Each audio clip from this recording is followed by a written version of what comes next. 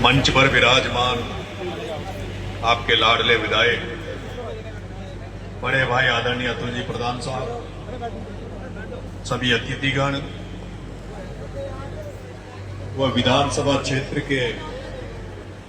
व जलालपुर गांव के पांडाल में मौजूद सभी प्रतिष्ठित लोग, पंच पटेलों, युवा साथियों, आज मैं बड़े भाई अतुल जी प्रधान साहब को धन्यवाद ज्ञापित करता हूं कि आज अतुल जी भाई साहब की वजह से मुझे आपके तो दर्शन हुए, लेकिन आपके दर्शनों के साथ साथ मैं आज उस पवित्र धरती के भी दर्शन कर रहा हूं। उस पवित्र धरती पे खड़ा हूं जिस पवित्र धरती पर किसान राजनीति के बड़े बड़े योद्धाओं ने जन्म लिया। मैं किसान घर में पैदा हुआ, ग्रामीण अंचल से निकलकर छात्र राजनीति में मैंने जब पैर रखा, एक जिस परिवार में पैदा हुआ, घर में सरपंच, महासरपंच, शुरू से राजनीति देखी, लेकिन पंचायत राज की राजनीति देखी थी। तो जब मैं छात्र राजनीति में आया तो एक ख्वाब लेके आया था, सपना लेके आया था कि मैं जिस परिवार से, जिस गांव से चलकर राजनीति में कदम रख रहा हूं, अगर मैं कुछ बना कि नहीं बना, राजनीति में कुछ मिला कि नहीं मिला,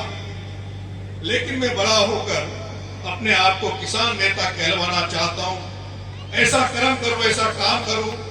जो किसानों का भरोसा मेरे पे हो। क्योंकि हम सुनते थे कि देश की राजनीति में बड़े बड़े किसान नेताओं, किसी पश्चिमी उत्तर प्रदेश की धरती में हुए। ये चौधरी चरण सिंह की धरती है, जहां चौधरी चरण सिंह ने जन्म लिया। यह धरती महेंद्र टिकैत की, जहां किसान नेता महेंद्र टिकैत ने जन्म लिया। तब एक ख्वाब था कि राजस्थान में भी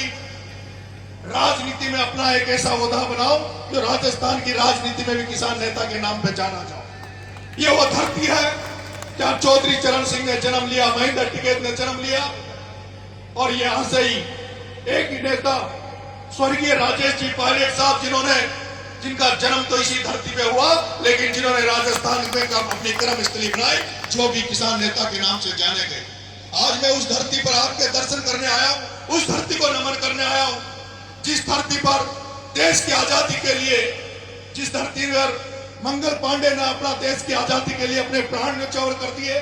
जिस धरती पर धन सिंह कोतवाल ने देश की आजादी के लिए अपने प्राण न्यौछावर कर दिए, उस धरती को नमन करने आया हूं। और उस धरती पर जब मैं देख रहा हूं,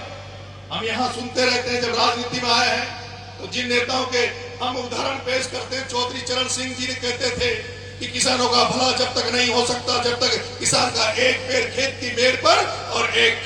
पैर संसद की सीढ़ी पर नहीं होगा, जब तक किसानों का भला नहीं हो सकता। आज हम आपसे बहुत पीछे हैं। ये तो वो क्षेत्र है जब भारत में कोई भी आक्रांता आए, बाहरी ताकतें आई, तब ये वही क्षेत्र था जिसको रोनते हुए, इसको लूटते हुए वो इस देश में घुसे थे। इस यहाँ के लोगों में इंकलाब है, यहाँ के लोगों में बदलाव की ताकत है, यहाँ के लोगों ने कहीं क्या तपस्या यहाँ के लोगों ने की है, जिसकी वजह से आज देश मजबूत खड़ा है। आज मैं जब यहाँ सुन रहा था, अतुल जी प्रधान साहब को आप सुनते हो, लेकिन मैं जो यहाँ पे पंडित जी, जो प्रधान जी बोल रहे थे, उनको बहुत ही गौर से सुन रहा था। वो जो शब्द बोल रहे थे, वो शब्द कुछ समय पहले वही लोग बोलते थे, वही लोग समझते थे जो राजनीति में इंटरेस्ट रखते थे, राजनीति को समझते थे। लेकिन आज मैं महसूस कर रहा हूं कि जो पंडित जी जो शब्द यहाँ बोल रहे थे, जो देश की व्यवस्था जिस तरह से चल रही है, देश का जो सिस्टम हो गया, उसको लेकर जो उनका आकलन था, जो वो सोच रहे थे, वो आज केवल जागरूक लोग, केवल राजनीति में हिस्सा लेने वाले लोग ही नहीं महसूस कर रहे, वो आज यहाँ का पढ़ा लिखा, देश का पढ़ा लिखा नौजवान, देश का पढ़ा लिखा छात्र भी वही सोच रहा है जो पंडित जी यहाँ से बोल रहे थे। और यही कारण है कि आज आपने हालात देखे होंगे, देश के हालात कैसे हो गए। जब इस देश में 2013 में जब नरेंद्र मोदी जब शुरुआत में आया था, जब वो गुजराती मॉडल लेकर भारत में आया, तब मैं नरेश में खुद एक कांग्रेस परिवार में था, कांग्रेस परिवार की राजनीति करता था, एनएसयूआई से निकल के आया था। लेकिन मैं नरेंद्र मोदी को 45 मिनट इस टीवी पर सुनता था। मुझे उम्मीद थी कि नरेंद्र मोदी इस देश को तरक्की के मार्ग पर ले जाएगा, इस देश को फिर से नई उपलब्धि दिलाएगा, नए मुकाम पर लेके जाएगा। वो जिस तरह से काला धन लाने की बात करता था, जिस तरह से किसानों को मुनाफा की बात करता था, वो जिस तरह के भाषण देता था, हम ख्वाब देखने लगे थे, सपने देखने लगे थे। जो लोग कभी वोटिंग पोलिंग तक कभी गए नहीं, वोट देने नहीं जाते थे, वो लोग भी उस नरेंद्र मोदी को वोट देने के लिए घरों को छोड़कर लाइनों में लग गए थे। पूरे देश में एक तरफा नरेंद्र मोदी को इस देश का प्रधानमंत्री का पद सौंपा, इस देश की कमान सौंपी, इसलिए क्योंकि उस तरह आंदोलन चल रहे थे, दिल्ली में आंदोलन चल रहे थे कि जो सिस्टम चल रहा है, जो सरकारें चल रही है, वो भ्रष्ट सरकारें बदलनी चाहिए। और उन सरकारों को बदलने के लिए जो ख्वाब और सपने इस देश ने देखे थे, उन ख्वाब और सपनों में नरेंद्र मोदी को उन्होंने देखा, नरेंद्र मोदी को देश का प्रधानमंत्री 2013 में बनाया। आज 2026 है, वो नरेंद्र मोदी 2013 से लेके 2026 का जो कार्यकाल है वो आपके सामने है। वो पंडित जी बोल रहे थे 2013 से लेके 2026 तक इस भारत में अगर राजनीति हुई तो केवल हिंदू मुसलमान को बांटने की राजनीति इस देश में की गई, इस देश को बर्बाद करने की तरफ लेके गए। जिन लोगों ने विकास के नाम पर, कालाधन के नाम पर, भ्रष्टाचार को खत्म करने के नाम पर कमान संभाली, उन्होंने एक भी शब्द इस देश में विकास के लिए नहीं बोले। उन्होंने इस देश में कभी रोजगार के लिए नहीं बोले। केवल हिंदू मुसलमान करते हुए, मस्जिद मंदिर करते हुए इस देश को एक इस तरह से बैकवर्ड में ले गए जहां पूरा देश को हिंदू मुसलमान में बांट दिया और दूसरी तरफ पूरे देश को अडानी और अंबानी की जेब में रख दिया। पूरे देश को अडानी और अंबानी की जेब में रख दिया। आज भी तो बाबा साहब भीमराव अंबेडकर जी की देन है। आज भी बाबा साहब भीमराव अंबेडकर जी की देन है। आज भी इस भारत के लोगों को आज भी संविधान पर विश्वास है। आज भी इस देश की जनता को बाबा साहब भीमराव अंबेडकर द्वारा बनाए गए उस संविधान पर भरोसा है, लोकतंत्र पे भरोसा है। इसलिए आज इस देश में क्रांति नहीं हो रही। अरे हमें डर लगता है, हमें डर लगता है, हमें डर लगता है, हमें ये सोच कर डर लगता है कि जिस तरह से किसानों ने काले कानूनों के खिलाफ, जिस तरह से किसानों ने खेतों को छोड़कर, फसलों को छोड़कर, खलिहानों को छोड़कर जिस तरह से देश की राजधानी को घेर लिया था, जो किसान जिनको एक मिनट की फुर्सत खेतों से नहीं मिलती, वो मजबूर होकर देश की राजधानी को घेर कर बैठ गए थे। और आज हम देख रहे हैं, कभी एक समय था जब किसान बैठे, और आज वो समय है जो पढ़ने वाले बच्चे जो नौकरी लगने के सपने देख रहे थे, जिनके माँ बाप ये सपने देखते कि हमारे बच्चे पढ़े लिख कर नौकरियां लगेंगे, उनकी नौकरियों को खाया जा रहा है। रोजगार के नाम पर एक नौकरी दी नहीं जा रही, प्राइवेटाइजेशन किया जा रहा है, सारी सरकारी संपत्तियों को प्राइवेट हाथों में दिया जा रहा है। और जो पढ़ने वाले जो बच्चे हैं, जो छात्र हैं, जो सपने देखते हैं कि पढ़ लिख कर ख्वाब देखते हैं नौकरी लगने के, उनकी भी डकैती की जा रही है। जैसे ईवीएम में वोटों की चोरी की जा रही है, उसी तरह से पढ़ने वाले छात्रों के साथ भी धोखा किया जा रहा है, उनके साथ भी छलावा किया जा रहा है। और एक टाइम था जो किसान खेतों से निकल के दिल्ली की सड़कों पे बैठा, और आज का दिन है जो इस भारत का जैन जी, भारत का युवा, भारत का छात्र देश की राजधानी जंतर मंतर पर आंदोलन करने के लिए मजबूर हो रहा है। जिन बच्चों के हाथ में कलम होनी चाहिए, जिन बच्चों के हाथ में किताबें होनी चाहिए, वो बच्चे, वो छात्र जो अब तक किताबें पढ़ते थे, वो जंतर मंतर पर नरेंद्र मोदी और अमित शाह की चोरी के खिलाफ भाषण दे रहे हैं। उनको मजबूर होकर मंच सजाने पड़ रहे हैं। कहीं डर लगता है ऐसा दिन नहीं आ जाए, अगर यही सिस्टम चलता रहा, जैसे तमिलनाडु में, जैसे पश्चिम बंगाल में ममता बनर्जी के साथ धोखा करके वोट चोरी हुई, जिस तरह से डर लगता है कि उत्तर प्रदेश में ये तय है कि सरकार तो सपा की आने वाली है, लेकिन कहीं कहीं हर आदमी ये कहता है कि अगर कोई गड़बड़ नहीं हुई, कोई मशीन में गड़बड़ नहीं हुई, वोट की चोरी नहीं हुई, तो ये तो तय है कि यूपी में अखिलेश यादव मुख्यमंत्री होगा और अतुल प्रधान यहाँ का एमएलए नहीं, उस अखिलेश यादव की पार्टी में मिनिस्टर होंगे, सरकार में मंत्री होंगे। लेकिन लोगों को डर लगता है कि कहीं पश्चिम बंगाल में जिस तरह से धोखाधड़ी हुई, वोट काटे गए, वोट चोरी हुई, काउंटिंग से एजेंटों को मारपीट के भगा दिया गया, उस तरह से कहीं यूपी में तो नहीं हो जाएगा। लेकिन मैं भरोसा देता हूँ, विश्वास देता हूँ, ये पश्चिमी उत्तर प्रदेश है जहाँ की जनता ने बड़ी बड़ी क्रांतियां की है, बड़े बड़े आंदोलन किए हैं। देश की आजादी की रणनीति बनती तो यहाँ से बनती थी, किसान राजनीति की आंदोलन होते तो इसी धरती से होता था। अगर ये लोग ऐसे ही करते रहे, ऐसे वोट चोरी करते रहे, ऐसे लोकतंत्र की हत्या करते रहे, तो वो दिन दूर नहीं है। इसी बात का डर है कि कहीं ऐसा नहीं हो जाए जो भारत में भी नेपाल की तरह हो जाए, भारत में भी श्रीलंका की तरह हो जाए, भारत में भी बंगाल की तरफ बांग्लादेश की तरह हो जाए। अरे तुम तो सत्ता के लिए कर रहे हो, तुम तो भी छोटी मोटी चोरी कर रहे हो, कहीं ऐसा मत करो जो ये लोग जिस तरह से इन्होंने अंग्रेजों को उखाड़ फेंका, ऐसा वो दिन दूर नहीं। अगर तुम इसी तरह करते रहे तो ये भारत का जेएनजी, भारत का छात्र, भारत का युवा, भारत का किसान कहीं ऐसा नहीं हो जाए जैसे नेपाल में तख्ता पलट हुआ, लंका में तख्ता पलट हुआ, बांग्लादेश में तख्ता पलट हुआ, उसी तरह कहीं तुम्हारा भी जन हमेशा के लिए तख्ता पलट नहीं कर दे। इसलिए सचेत हो जाओ, सचेत हो जाओ, जन भावनाओं को समझो। ये जो हालात हो रहे हैं,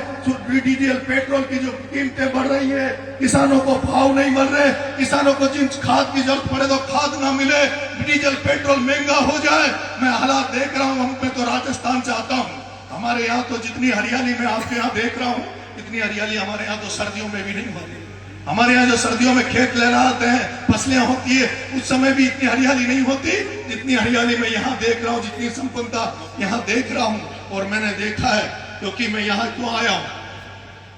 उत्तर प्रदेश में चुनाव आने वाले हैं, मैं कहीं जाने वाला नहीं हूँ, आज तो केवल एक दिन के लिए आया हूँ, लेकिन जब चुनाव आएगा तो ये आपका बेटा नरेश मीणा जिस तरह से अतुल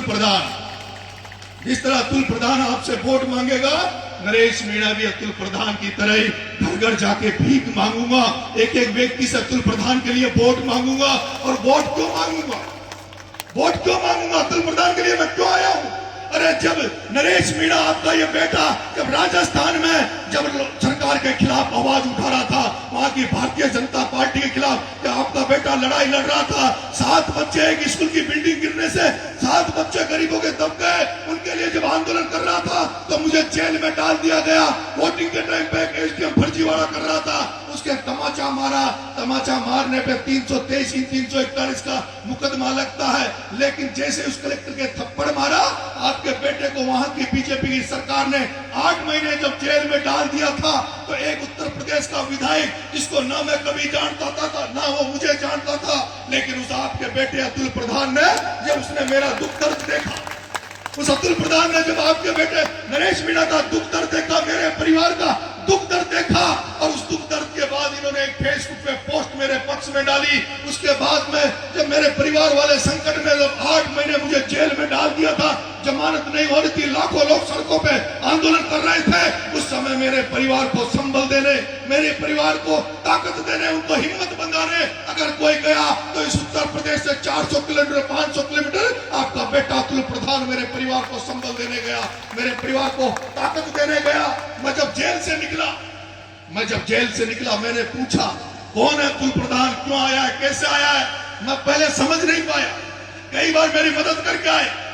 मेरे अंतर चुनाव में मदद करके आए,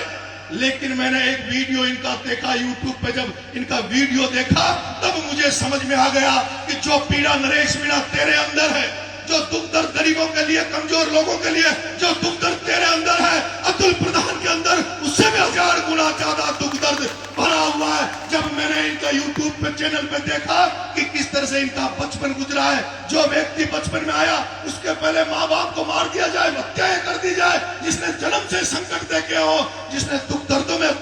पैदा हुआ हो, बड़ा हुआ हो, उसी के अंदर इतना दुख दर्द होता है। मैं इसके उस दुख दर्द को समझ गई, इनको लगा कि जो अतुल प्रधान ने बचपन में दुख दर्द झेले हैं, एक युवा साथी, एक छात्र नेता राजस्थान की राजनीति में संघर्ष कर रहा है, दुख झेल रहा है, वही व्यक्ति दुख को समझ सकता है जिसने दुखों को देखा हो, दुखों को झेला हो। और ये आपका बेटा अतुल प्रधान उस दुखों में शामिल होने, जिस तरह से अभी उस बहन को पैसे दे रहे थे, जिस तरह से साइकिल बांट रहे हैं, जिस तरह से गरीबों की मदद कर रहे हैं, ये वही दुख दर्द था जब आपके बेटे राजस्थान में भी इस नरेश को जरूरत पड़ी, वो दुख में था, उसका दुख के भागीदार बने, दुख को बांटने वहां चले गए। तो आज मेरा भी फर्ज बनता था। मैं पिछले 2 साल में 3 चुनाव लड़ा हूं,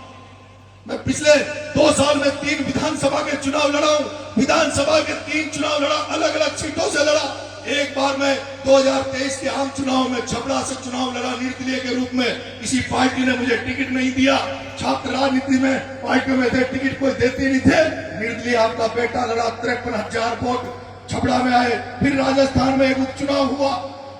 जिला दूसरा था, मेरे गांव से 400 किलोमीटर दूर सीट थी देवली उनियारा, वहां उपचुनाव हुआ, एक सांसद सीट खाली कर गया था। सांसद ने वहां का टिकट 6 करोड़ रुपए लेके किसी व्यक्ति को दे दिया। आपका बेटा वहां निर्दलीय चुनाव लड़ा, वहां मुझे 60,000 वोट निर्दलीय के रूप में आए। फिर थोड़े दिन बाद में अंतर चुनाव हुआ, वहां चुनाव लड़ा, वहां भी अभी 53,000 वोट मुझे लोगों ने दिए हैं। लोगों के बीच में काम करते हैं, लेकिन मैंने ऐसा राजनीति में बहुत नेता देखे,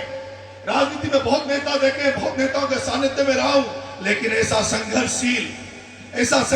ऐसा मेहनती, जो मजदूर बनकर राजनीति करे, जो अपने आप को प्रतिनिधि ना समझे, अपने आप को मालिक ना समझे, मैंने राजनीति में देखा है। जो बड़े घरानों में पैदा होते हैं, जो राज परिवारों में पैदा होते हैं, उनके बच्चे भी वैसी फीलिंग लेने लग जाते हैं, वैसे ही सोचने लग जाते हैं कि हम तो राजा के बेटे हैं, हम तो राजा है, हम तो मालिक है, जनता मजदूर है, जनता हमारी हारी है। एक वो सोच होती है, और एक गांव में घर में किसान के घर में पैदा हुआ व्यक्ति वो सोच सकता है। जो मैंने देखा 2 बार विधायक का चुनाव हारने के बाद एक विधायक बने, और विधायक बन के भी कभी अपने आप को विधायक नहीं माना। मैं भी देख रहा था जिस तरह से भाषण हो रहे थे, मैं महसूस कर रहा था कि यह व्यक्ति सेवक बनकर काम कर रहा है, और सेवा का फल मीठा मिलता है। और मुझे भरोसा है कि आज अगर मैं आप राजस्थान से आपके बीच में आया हूं, तो आप मेरा भी मान रखोगे, मेरा भी सम्मान रखोगे। वैसे तो मैं देख रहा हूं, क्योंकि जिस गांव में मैं, मीणा समाज के 3-4 गांव हमारे यहाँ पे पड़ते हैं जो मेरी समाज के हैं। वैसे तो यूपी में बहुत कम लोग हैं,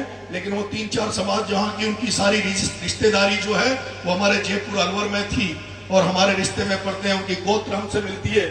उनसे मैं तो कर्जा चुकाने आया हूँ,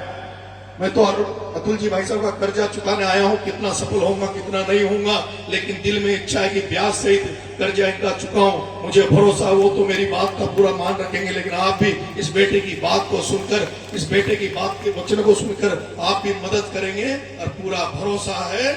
कि आने वाले चुनाव में भाई साहब अतुल जी प्रधान साहब को पिछली बार से भी ज्यादा वोटों से जिताकर भेजेंगे। क्या भेजेंगे आप? हाथ खड़ा करके भरोसा दो। बहुत बहुत धन्यवाद। राम राम साहब।